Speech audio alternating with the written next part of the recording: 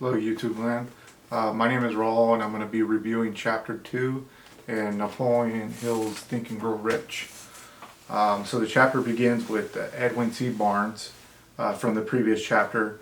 Just kind of goes over again, not to give up, persistence, having a burning desire. Then they go over these steps here. The 6 steps to riches. The first step is you have to have the fixed amount of money that you want to earn, that you want to acquire. The second is you have to determine what you will give in return for the money. And in the book it says there's no such thing as something for nothing. 3, establish a definite date when you intend to possess the money you desire. The 4th is to create a game plan, a concrete game plan for carrying out your desire and getting started whether you're ready for it or not. 5, write out a short and sweet statement of the amount of money you intend to acquire. Name the timeline for its acquisition. State what you intend to give in return for the money, and then describe clearly the plan through which you intend to accumulate it. And then the last one, the most important one, to put emphasis on this, is 6.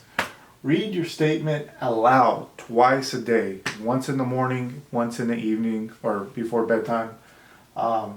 As you read, see, and feel and believe yourself already in possession of the money. So, have the feeling that it's already yours.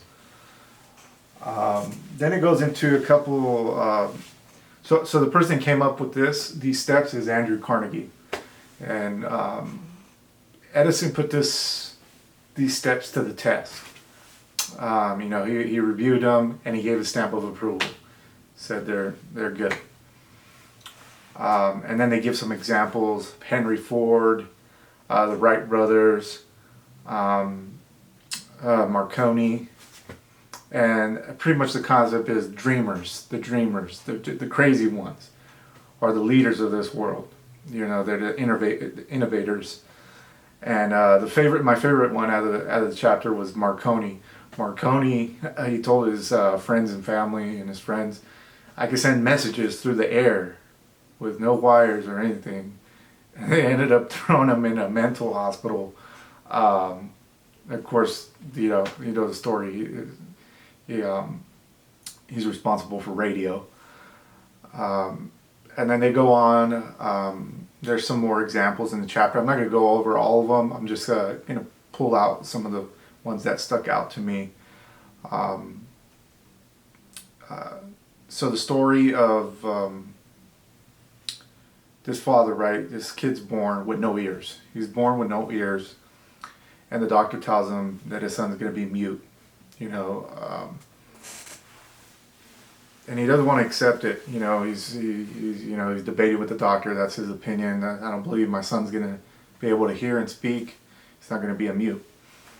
So they take the kid home, and right about the age that he's about to start walking, he begins to hear a little bit. They have the record playing, and he can hear. They notice that he can hear a little bit. And he still has a desire that his son's gonna be able to hear one day, and so he's watching, he's observing his son, and he's listening to the record player for like a couple hours, and so there's hope. If he can hear slightly, one day he can hear like a normal person. And he grows up a little older, and now he's in school, and they want to put him in a special class, which he doesn't. He doesn't want to. He doesn't want to put his kid in a special class. So they had some debates with the school district of that time, or the principal or whatever. And so he's in the normal class with everybody else, and he begs his dad. He wants to sell newspapers, right? He wants to make some money, and he said that he let him go and do his paper route. And other people were looking at him like, this poor kid, he's deaf, he's going to get hit by a car, he's crazy to let his son out there, and he said he didn't look at it like that. He looked at it as his son was a little businessman, a little entrepreneur, and so he comes back, he does his paper route, he makes a little money, and time goes by, he goes to college, and he gets they mail one of the companies for hearing aids. They send him a hearing aid, but it doesn't work. He tries it out, doesn't work. They're bummed out. They thought that it was going to work. It didn't work. And then so some time passes by, and he gets another one in the mail. They send him another one. I don't think from the same company, from another company. And as I'm reading this, I'm just going like a superficial level. But as I was reading this, I got really emotional during this part of the story. So definitely read the chapter.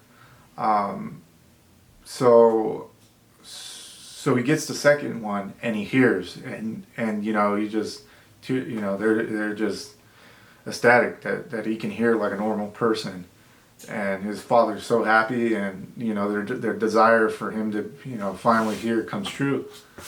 And they go into more detail in the chapter.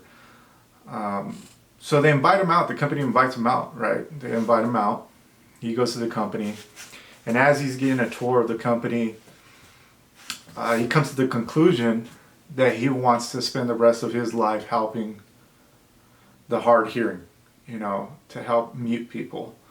That have disabilities with hearing, and he's working with the marketing director, and he goes around the world and he's helping, and that's what he does for the remainder of his life. That's what he chose to do.